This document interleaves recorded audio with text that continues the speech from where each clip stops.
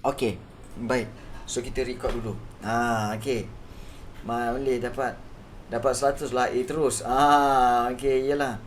Ya, betul. Kalau ujian mana boleh kan? Dapat 100 lah A terus kan? Okey. Faham pun. Okey. Baik.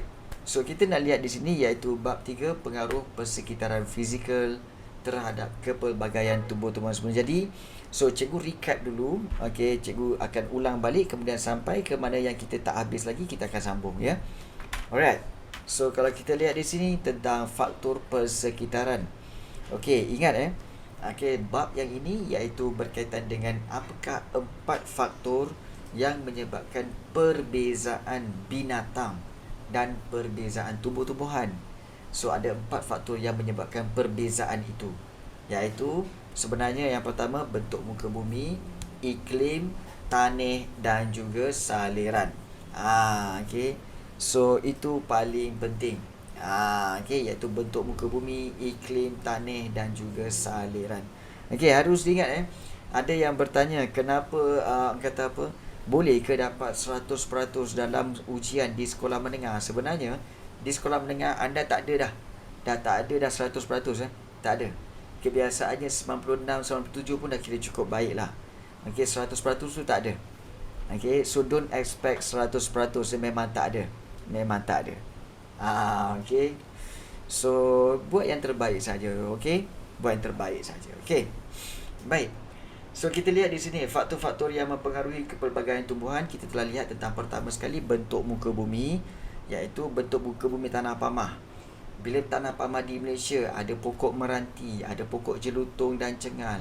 Kalau tanah pamah di Thailand ada pokok cendana, ada damar. Bermakna di sini lain kawasan walaupun tanah pamah, lain dia punya tumbuh-tumbuhan dan juga lain dia punya haiwan. Contohnya dataran Siberia, dataran Manchuria yang kita dah tengok kan. Ya. Baik. Kemudian tanah tinggi pun sama, tanah tinggi Kita lihat tanah tinggi, okey, iaitu kawasan yang melebihi 180 meter dari aras laut itu. So, kawasan tanah tinggi kita tahu pokok-pokok dia pun berbeza. Contoh banjaran Crocker dengan banjaran Himalaya. Banjaran Crocker tu tumbuh-tumbuhan dia seperti lumut, kulam pair, pokok paku pakis, periuk kera, dan binatang pun dia ada seperti tupai tanah, summit rat, beruang matahari. Tapi kalau kita tengok di banjaran Himalaya, ya betul, di banjaran Himalaya tumbuh-tumbuhan dia seperti lumut, kulam pair, birch, cedar, Himalayan pine. Kemudian hidupan liar seperti brown bear, Asiatic brown bear, Himalayan serow, snow leopard. So binatang dia pun berbeza. Betul Ryan Adam. Semakin tinggi, semakin tinggi tanah tu, maka pokok dia makin pendek. Dan kalau kita lihat semakin tinggi lagi, tumbuh-tumbuhan pun tak boleh hidup. Contoh yang kita tengok baru-baru ni iaitu kita pergi tengok dekat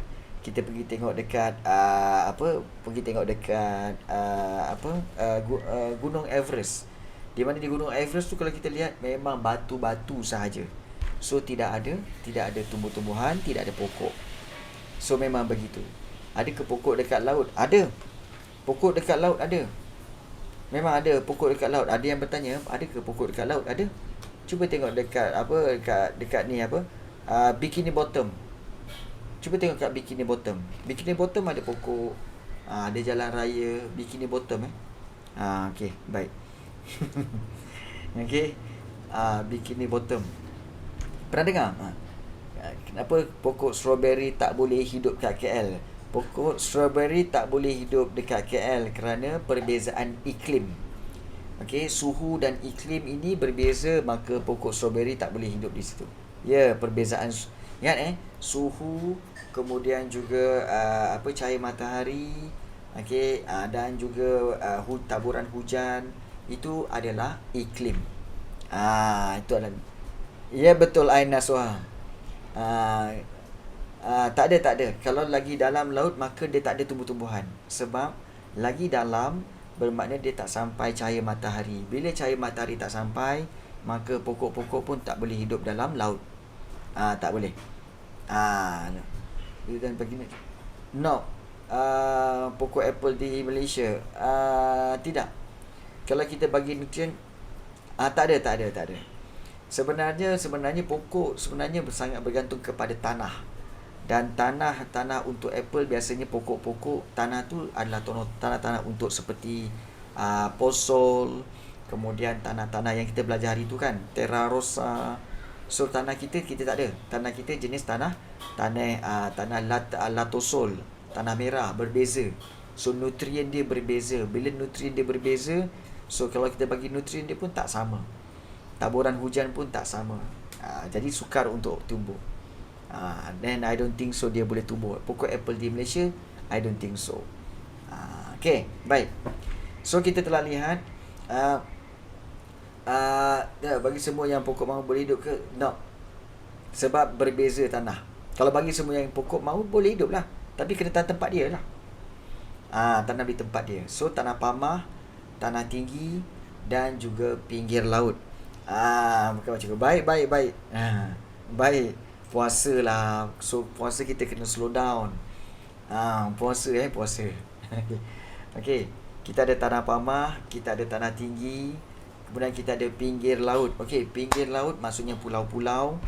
Okay, pantai berpasir, di mana kalau kita lihat, okay, jenis binatang pun berbeza. Okay, juga jenis tumbuh-tumbuhan pun berbeza. Seperti mana yang ada di kawasan pulau seperti di Pulau Rumbia, Pulau Tioman, Pulau Redang, serta kawasan tepi pantai sekitar Thailand, Indonesia dan juga Australia. Dan inilah umang-umang. Kalau yang tak pernah tengok ni, inilah umang-umang ya. Umang-umang. Okay, so itu di pinggir pantai. Selain daripada itu, kita tahu saliran. Saliran ada dua. Bersaliran baik, bersaliran buruk. Kalau saliran baik, maknanya kawasan dia tidak bertakung air. Maknanya air itu mengalir. Okay, seperti di kawasan sungai, okay, kawasan di pinggir-pinggir laut, cerun bukit dan tanah pamah. So di sinilah wujudnya hutan-hutan seperti hutan hujan tropika, hutan monsun tropika, hutan conifer dan juga hutan Mediterranean. Dan bentuk muka bumi yang bersaliran baik ni biasanya dihuni oleh pelbagai spesies hidupan liar seperti rusa, kijang, mus, badak sumbu, harimau dan juga gajah. Okey Melvin. Ini binatang-binatang dia kawasan bersaliran baik. Yang bersaliran buruk merujuk kawasan tanah rendah yang sentiasa bertakung air. So kawasan yang bertakung air ni akan membentuk dua kawasan, paya air tawar dan juga paya air masin. Paya air tawar kebiasaannya berada di kawasan pinggir-pinggir sungai. Kalau paya air masin biasanya ada berada di mana? Berada di kawasan pinggir-pinggir laut. Okey. So kalau kita lihat, kita dah tengok hari tu kawasan-kawasan yang berair ni seperti kawasan pokok bakau, pokok nipah dan juga pokok mengkuang. Manakala binatang-binatang yang hidup juga ada seperti biawak, buaya, memerang, burung syubil dan juga ular. Inilah dia kawasan-kawasan paya, iaitu hutan paya air tawar dan juga hutan paya air masin. Kita dah tengok dari itu dah okey. Jenis tanah. Tanah ni kita tahu jenis tanah mengikut kesesuaian tumbuh-tumbuhan akan mengikut kesesuaian tanah. Seperti yang pertama sekali tanah Chernozem. Di kawasan padang rumput hawa sederhana, tanah Chernozem. Kemudian yang kedua tanah permafrost di kawasan hutan tundra, iaitu kawasan tanah sejuk. Juga tanah permafrost. Tanah Chernozem kawasan padang rumput hawa sederhana. Awan yang hidup di kawasan sejuk bulu dia tebal. Ya betul. Ya betul. Untuk mengekalkan suhu badan dia. Baik, ingat nama tanah ni ya. Tanah Chernozem, tanah permafrost, kemudian juga tanah aridisols, kemudian juga tanah latosol. Tanah aridisol di kawasan gurun panas. Gurun panas. Dan kalau katakan tanah latosol pula di kawasan hutan hujan tropika dan hutan monsun tropika. Penguin sebenarnya dia tak tebal sebab dia bukanlah sejenis dia bukan haiwan mamalia, tapi dia adalah Dia adalah dia bukan reptilia, dia mamalia. Di mana dia dia adalah sejenis burung. So bila burung tu dia ada lemak yang banyak. Yes. Okey. Kalau katakan tanah yang mana sangat subur yang mampu menampung pelbagai spesies tumbuhan, sebenarnya tidak ada. Okey, tak ada. Tak ada pun sebenarnya sejenis tumbuhan ataupun tanah yang mampu menampung semua jenis tumbuh-tumbuhan. Tidak. Memang tak ada. Sebab dia tanah juga dipengaruhi oleh iklim, suhu, hai Raja, dan sebagainya lah. Kalau kita campur semua pun mungkin kemungkinan besar ianya akan terjejas, sebab dalam tempoh jangka masa panjang tanah-tanah ni dia akan hidup dan dia akan mati kerana suhu yang berbeza. Dia akan suhu yang berbeza. Dia tanah yang suhu yang berbeza kan. So tanah latosul di kawasan hutan hujan tropika dan hutan monsun tropika. Dan tanah pozol iaitu di kawasan hutan conifer. Ya, betul. Tanah pozol di kawasan hutan conifer dan tanah terra rosa di kawasan hutan Mediterranean. Harus diingat sebenarnya kadang-kadang kita mengimpikan supaya semua pokok boleh ditanam di tanah ini, maknanya di Malaysia. Badan kita harus ingat bahawa sebenarnya bukan semata-mata tanah, tetapi kandungan air dan juga berkaitan dengan nutrien dalam tanah, dan juga kita kata sebagai bahan-bahan bendasar yang dibawa oleh tumbuh-tumbuhan ataupun binatang juga akan memberi pengaruh kepada pokok-pokok yang ada. Ya. Tanah mati ke? Ya, betul, tanah mati. Ada ke dalam hujan tu nanti? Ya, betul, Ahmad Danish. Jenis-jenis tanah tu ada. Kalau kita ambil sampel tanah permafrost dan bau iklim panas tak sejuk, apa akan jadi? Dia akan hanya menjadi tanah-tanah kering yang berdebu yang tidak ada apa-apa. So dia tidak akan lagi menjadi tanah yang bernutrien. So dia akan mati macam tu saja. Sebab itu kalau kita tengok, Tuhan ni sebenarnya telah menjadikan bumi ni begitu unik, supaya kalau kita nak kawasan yang berbeza, kita kena pergi berbeza. Yes, tanah akan mati. Ingat tanah juga adalah sejenis makhluk. Tanah mati maksudnya tanah yang tidak ada nutrien. So tidak ada zat. Dan lama-lama dia jadi debu dan terbang macam tu, jadi habuk.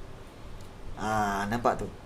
Bermakna di sini kita kena pergi ke negara-negara lain untuk dapatkan tumbuh-tumbuhan lain.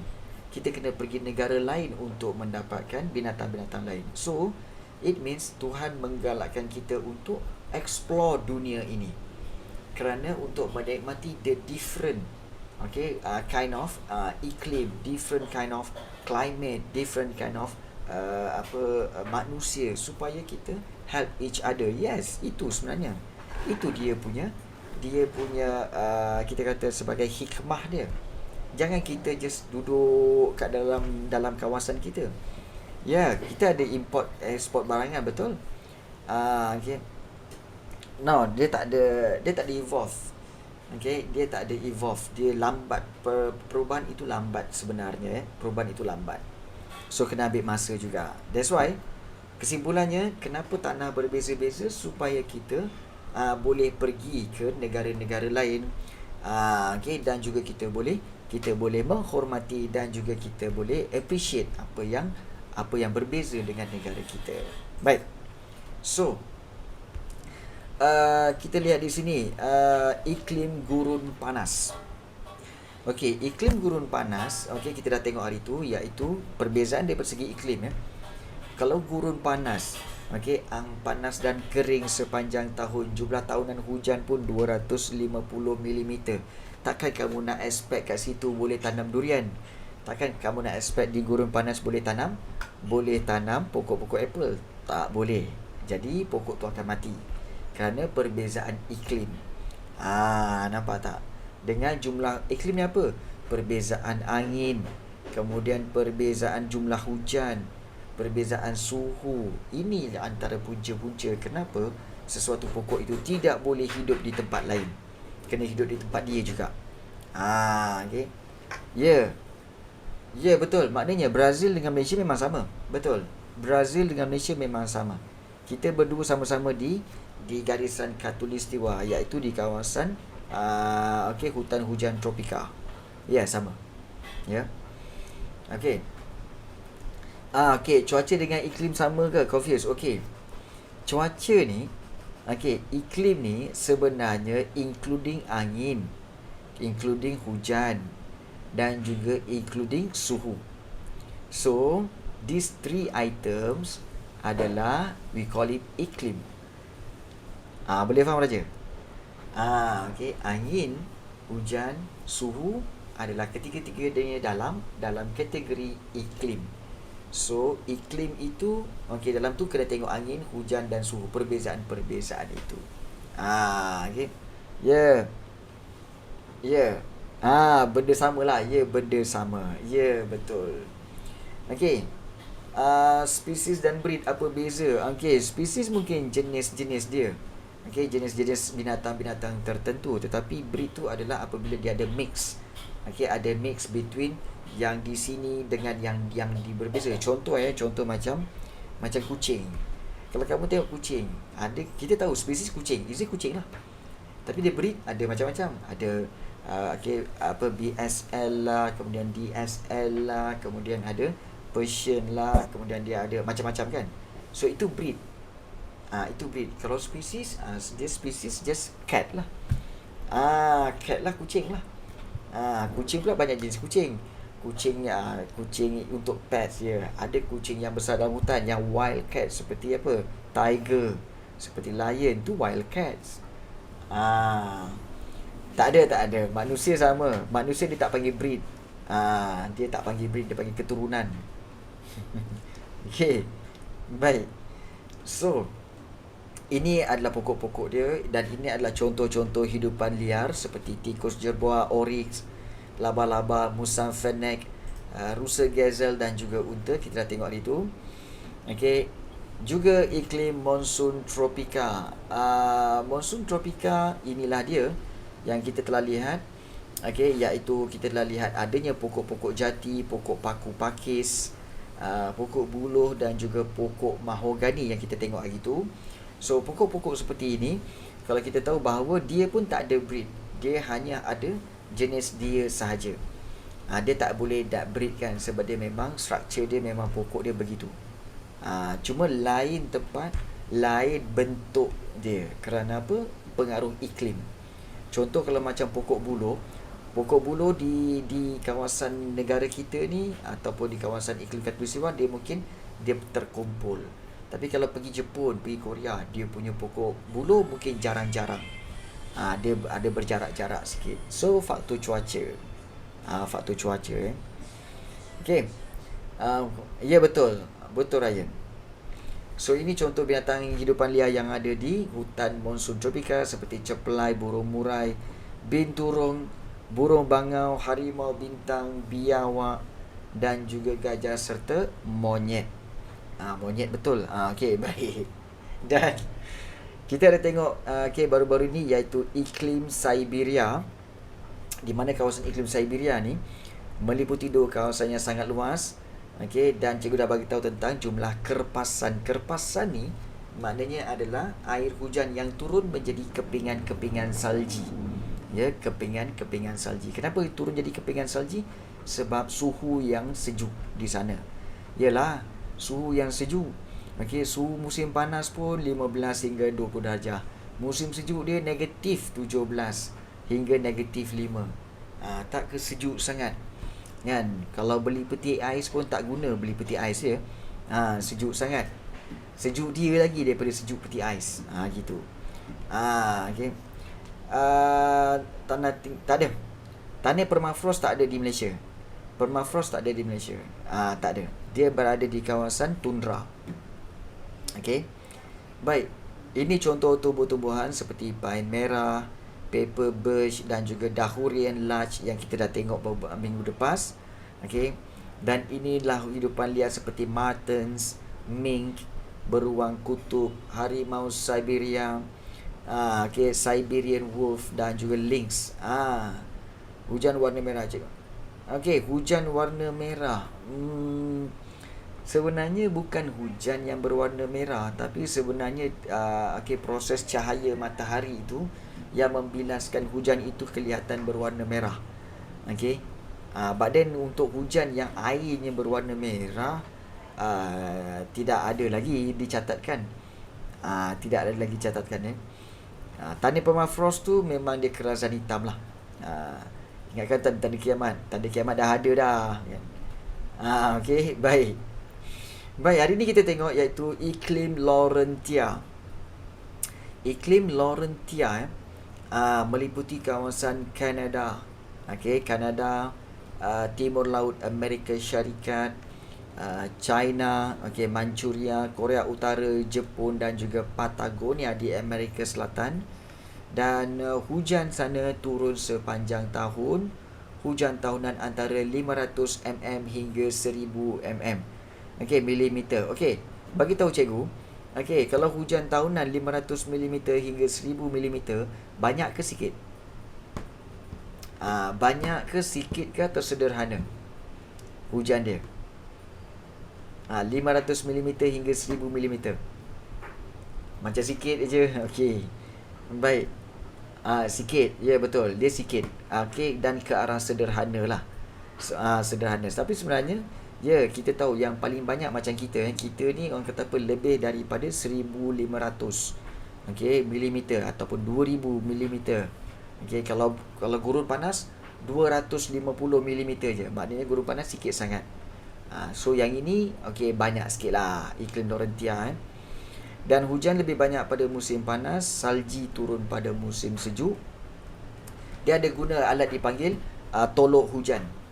Dia dipanggil tolok hujan. Ada alat dia. Nanti kamu tengok alat tolok hujan tu. Baik, suhu. Mean suhu tahunan. Mean ini sebenarnya adalah MEAN. Mean. Maknanya average. Maknanya purata. Suhu tahunan adalah 9 darjah Celsius hingga 17 darjah Celsius. Ya, betul. 2600 mm, 2500 mm dan ke atas. Dan pada musim panas, suhu adalah sederhana panas dan singkat, 21 darjah Celsius hingga 20 darjah Celsius. Kalau iklim sebenarnya banyak kepada Laurentia ni. Laurentia dan juga kepada jenis apa ni, bukan Siberian. Satu lagi tu iaitu seperti British. British. Nanti kita tengok.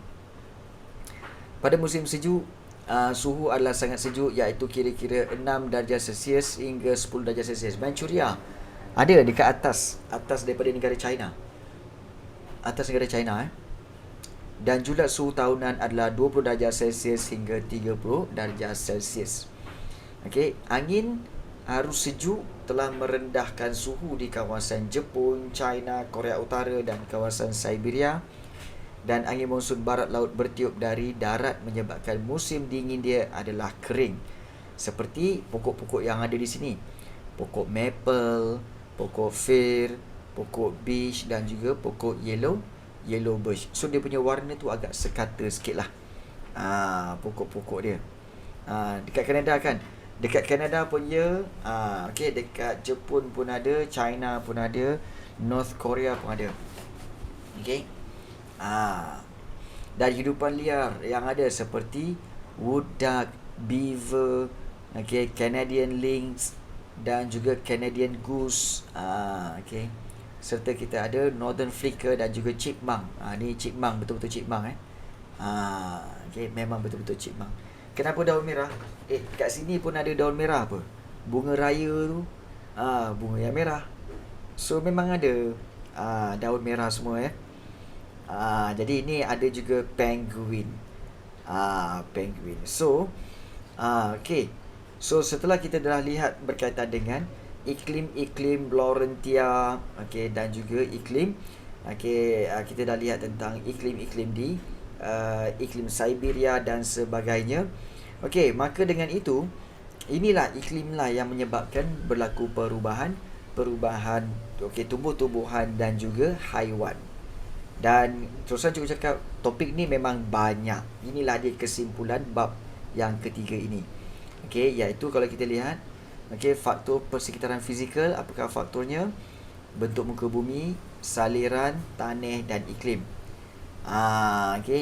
Spesies pokok. Musim luruh.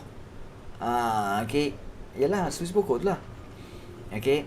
Dan juga bentuk muka bumi. Tanah pamah, tanah tinggi, pinggir laut. Ni bentuk muka bumi.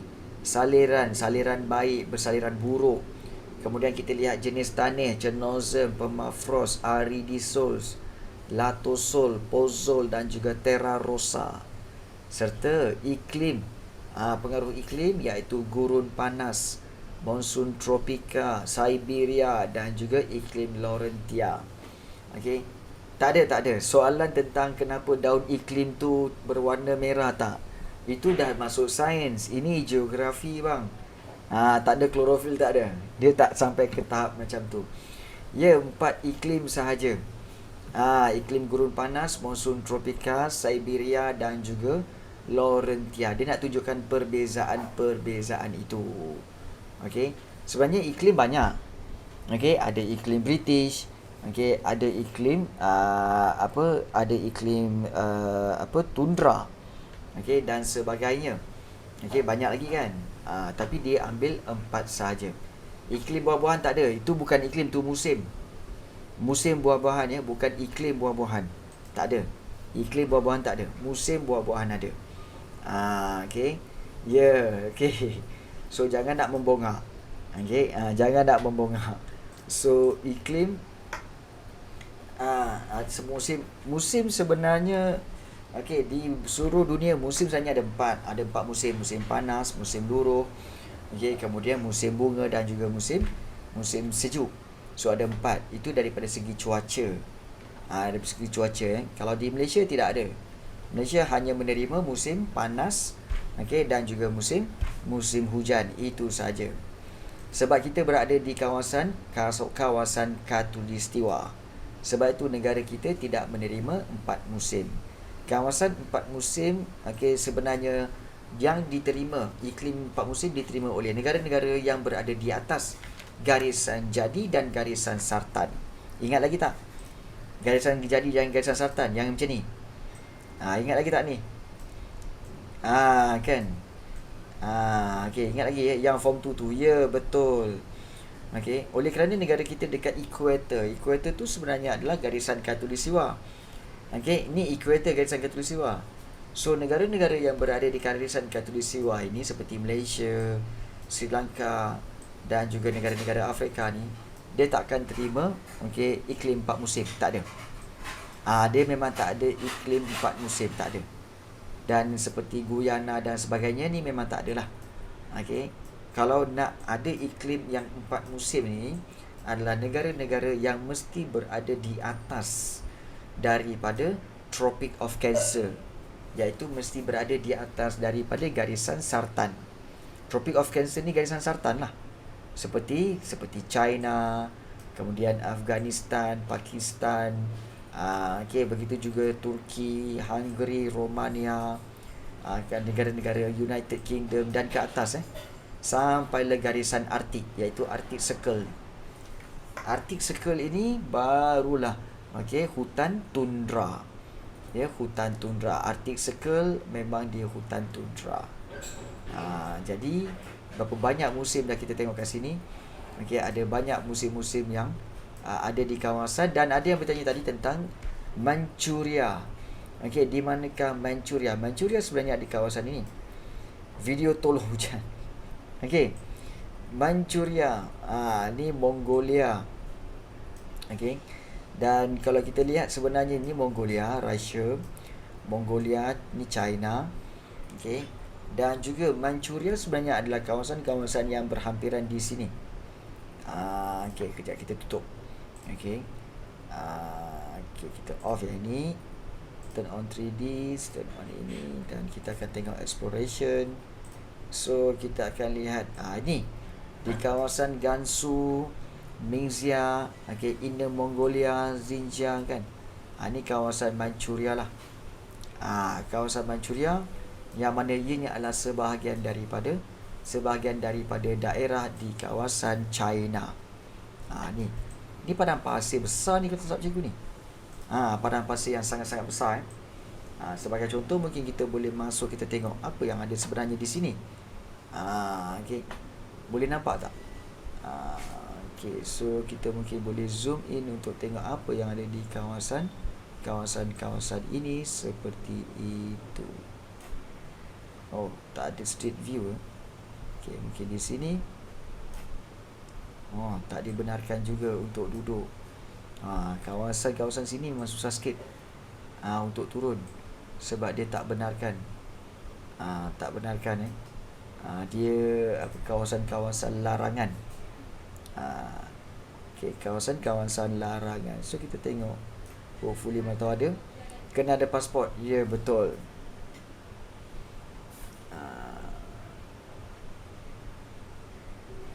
Nampak? Ni kawasan-kawasan di di negara China ni, bersempadanan dengan kawasan-kawasan di kalau kita lihat, ini kawasan dulunya Manchuria, sekarang ini adalah kawasan di China lah. Sekarang ni sebahagian daripada negara China. Ni negara China. Cuba tengok cuaca dia. Okey, awan tak ada pun. Okey, tidak ada awan, nampak tak?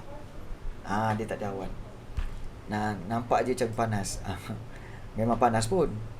Okey, memang panas pun sebab dia kawasan dia jauh. Jauh daripada, ini kawasan bandar dia lah. Kawasan bandar dia.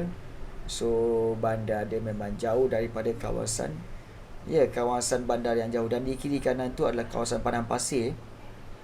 Kiri kanan tu kawasan padang pasir tau. Kawasan padang pasir, yang mana kawasan padang pasir ni memang memang ada. Ada negara yang dikelilingi oleh negara lain. Memang ada. Patutlah tengah-tengah padang pasir kan. Memang panas lah. Okay. Seperti mana yang mungkin kita boleh tengok apa yang ada di kawasan ini. Okay. Seperti di kawasan ini. Okay. So apakah sebenarnya yang ada di kawasan ini? Nampak? Ni kawasan padang pasir. Ni dah ada rupa dia. Kawasan padang pasir. Memang panas lah. Okay, nampak tak? Seluruh sejauh mata memandang, itulah kawasan padang pasir. Dubai ke? Bukan. Sikit je tumbuhan. Ya, betul. Inilah dia. Kita kata tanah permafrost. Permafrost pula. Okey. Tanah apa? Aridisol. Kawasan ini tanah pasir. Kemudian kalau ada kecil-kecil kat situ, tanah aridisol, dan ini tanah pasir lah. Tanah pasir. So ini kawasan pelancongan lah, di mana pelancong membawa mereka ke kawasan padang pasir. Ke kawasan padang pasir. Kat mana ni? Ini jauh daripada kawasan. Nampak tak ni? Kawasan padang pasir yang berbentuk macam ombak tu kan. Kawasan padang pasir lah tu. Kawasan padang pasir. So jauh daripada situ. Memang besar kan? Ya, padang pasir tu memang besar lah. So inilah dia kawasan-kawasan yang menerima kawasan jenis tanah yang berbeza-beza. Dan kalau ada tanya tentang negara yang tersepit, yang dikelilingi negara-negara lain adalah banyak. Antara contohnya iaitu negara Switzerland. Korang tengok Switzerland ni. Switzerland ni adalah negara yang keliling dia ada Jerman, ada Liechtenstein, kemudian ada Itali, kemudian ada France. So ini memang kita kata kawasan yang memang dikelilingi oleh negara-negara lain. Dan ini adalah Switzerland. Switzerland terkenal dengan apa? Siapa tahu? Switzerland terkenal dengan apa? Switzerland terkenal dengan pergunungan Alps, bola sepak. Switzerland ada bola sepak. Terkenal dengan bola sepak juga. Sebagai contoh, mungkin kita boleh turun sekejap untuk kita tengok apa yang ada di Switzerland sebenarnya. Hebat sangat ke Switzerland tu. Kemudian kita tengok, kita kat gunung ke? Ambil. Kita di puncak pergunungan di negara Switzerland. Boleh nampak? Cantiknya. Ha. Macam dalam movie. Ya. Yeah. Ya. Yeah. Okay, so ini adalah kita kata sebagai bentuk muka bumi yang terdapat di Switzerland. Tengok tu pemandangan tu, nampak tu? Nampak tu pemandangan tu. Okay. So pemandangan di Switzerland dan di bawah tu adalah tumbuh-tumbuhan, pokok-pokok yang mana ianya kita tahu sangat-sangat cantik lah. Okay. So apa yang ada di sini, tumbuh-tumbuhan dia. So negara ini dikelilingi oleh negara-negara lain. Okay. So ini terbukti bahawa semakin tinggi tanah tinggi, semakin rendah pokok-pokok dia. Perasan tak? Kalau kamu tengok ni, dia tak ada pokok besar, dia ada rumput, pokok-pokok bunga yang kecil, dan batu-batuan serta lumut. So ini maknanya apa? Semakin tinggi maka semakin rendah pokok-pokok dia. Dan kalau tinggi lagi, dia tinggal batu-batu je lah, tak ada pokok yang tinggal. Tidak ada pokok yang tinggal. Tapi cantik lah. Cantik. Ini di mana? Kemungkinan besar utaya kekurangan karbon dioksida dan juga mungkin kerana kekurangan cahaya matahari kot. Ya, betul, yang putih itu salji. Ya, yang putih ini adalah salji. Benar. Yang putih itu adalah salji. Jadi inilah kita kata di mana ni? Ini adalah di Switzerland ya. Jadi kita telah bergerak dan kita telah lihat waktu nak masuk musim bunga. Kita dah ada di Switzerland sekarang ni. Jadi ais kalau suhunya, suhunya kat situ rendah lah tu.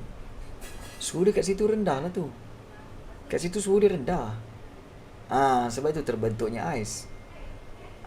Maknanya kat kawasan pegunungan tu memang sejuk. Baik. Kita telah lihat tentang perubahan-perubahan salji dan iklim dan sebagainya terhadap binatang dan tumbuh-tumbuhan liar. So, ada sebarang soalan ingin ditanyakan?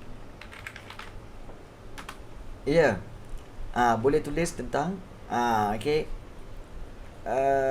mungkin ada soalan ingin ditanyakan. Ya. Sebab ada yang bertanya.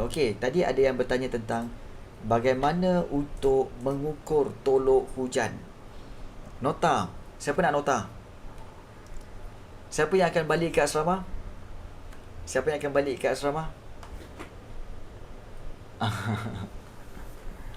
Oh, okey. Ryan akan balik asrama. Ahmad Danish tak. So belum lagi ramai yang tak balik asrama lagi kan? Baik, habis kelas ni nanti cikgu akan berikan nota. Nota geografi tingkatan 3, iaitu cikgu akan berikan bab 1, 2 dan 3. Cikgu bagi nota bab 1, 2, 3 nak tak?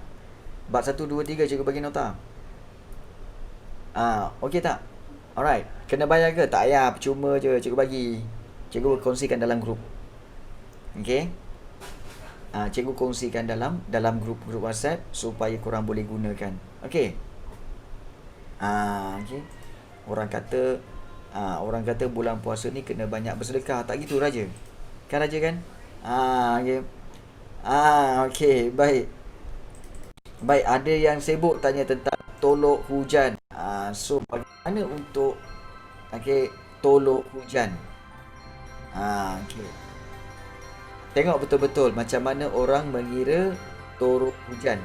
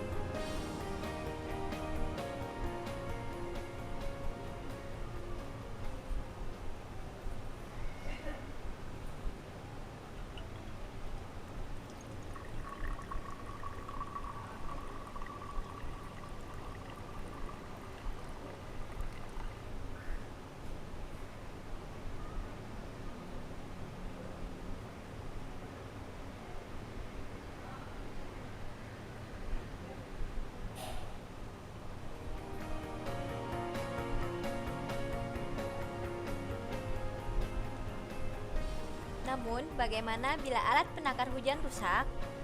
Sebelum itu, mari kita melakukan simulasi. Alat dan bahan yang dipersiapkan adalah toples ukuran kecil, toples ukuran sedang, toples ukuran besar, 3 corong dengan diameter yang sama, pewarna makanan, tiang penyangga, semprotan air dengan siraman yang merata, serta alat bantu. Saatnya kita melakukan simulasi pertama. 3 buah toples diletakkan sejajar di atas tiang penyangga. Tinggi tiang penyangga disesuaikan dengan tinggi toples agar keduanya berjumlah 120 cm. Hal ini diasumsikan sebagai tinggi penakar hujan observatorium. Hujan buatan yang dibuat dengan menggunakan semprotan air diturunkan secara merata di atas ketiga toples yang sudah disiapkan. Bisa kita lihat bahwa sedikit demi sedikit air hujan mengisi ketiga toples tersebut. Setelah hujan reda, ketiga toples tersebut kita teteskan pewarna makanan untuk memudahkan pengamatan. Di sini dapat kita lihat dengan jelas bahwa ketinggian air dari ketiga toples tersebut adalah sama. Kita masuk ke simulasi yang kedua. Pada dasarnya, cara kerja simulasi kedua sama dengan simulasi yang pertama. Hanya saja berbeda perlakuan. Kita letakkan corong di atas ketiga toples tersebut untuk menyamakan luas penampang. Saat hujan turun, perlahan-lahan mulai terlihat perbedaan ketinggian air pada ketiga toples tersebut. Untuk memudahkan pengamatan, kita teteskan kembali pewarna makanan ke dalam ketiga toples tersebut. Terlihat dengan jelas bahwa ketinggian air di ketiga toples tersebut tidaklah sama. Mengapa hal itu bisa terjadi? Mari kita simak penjelasan dari Kepala Stasiun Klimatologi Banjarbaru. Hasil simulasi pertama menyatakan bahwa prinsip pengukuran curah hujan adalah tinggi air yang tertampung, bukan volumenya, sehingga air hujan yang turun dan masuk pada penampang yang berbeda akan memiliki tinggi yang sama, dengan asumsi bahwa tidak ada air yang menguap, mengalir, dan meresap. Hasil simulasi yang kedua menyatakan bahwa curah hujan yang sama akan menimbulkan genangan atau banjir di suatu tempat jika daya tampung air pada tempat tersebut cukup kecil, sehingga pengetahuan karakteristik hujan diperlukan dalam pembangunan suatu wilayah. Jadi, Alat apapun bisa. Okey, baik. Sebenarnya, apa yang nak diberitahukan iaitu sebenarnya tolok jangka tolok hujan ni dia sebenarnya macam ni. Mudah je. Kamu ambil satu cawan, kamu letak kat luar, okey, katakan hari-hari kamu letak. Okey, kemudian berlakulah hujan. Hujan kamu ambil berapa yang penuh dalam cawan kamu. Kamu ukur, okey, tuang. Kamu kemudian ukur berapa dia punya milimeter dia. Okey, milimeter dia 9. Okey, catatkan. Okey, hari ni. Lepas tu tuang letak balik. Besoknya buat lagi. Okey, tu kalau tak hujan lah. Kalau hujan lah. So, hari-hari buat sampai 30 hari. So, bila sampai 30 hari, baru kamu campurkan berapakah jumlah hujan itu dalam bulan itu. So, kalau dalam hujan tu kerap hujan, maka dia akan mencecah 1000 milimeter hingga 2500 milimeter. So, bermakna itulah tolok hujan. Tolok hujan ni dia bukan alat yang special. Dia hanya alat yang ambil tadah air hujan. Kemudian dia ada alat tu kan, alat yang corong tu kan. Tuang dalam corong tu untuk dapatkan ukuran berapa milimeter. Itu je cara ukur hujan. Tak ada pun alat spesifik yang nak ukur tu. Tak ada. Dia hanya ukur berapa ketinggian. Of course, dia tak ukur semua air. Memanglah, dia tak ukur semua air. Dia hanya ukur, okey, mana yang dia dapat dalam corong itu. Okey. Supaya apa? Dia nak ukur, okey. Kalau just bayangkan, dia memang ambil di kawasan. Contoh, itu cikgu letakkan alat tu dekat Shah Alam. Kalau kamu kata, oh itu kat Shah Alam cikgu, kenapa tak kat PJ? Kalau secara logiknya, takkan kamu nak ambil di seluruh kawasan. Itu kau nak menakung air. kita bukan nak menakung air, kita nak mengukur berapa banyak air hujan yang turun. Dan itu sebagai ukurannya. Yang kita nak pergi ambil air hujan semuanya buat apa? Boleh faham? Jadi ukuran itulah sebenarnya yang penting. Jadi itulah kita kata sebagai tolok hujan, mengukur. So dia tak accurate, dia akan ada range. Dia bukan accurate.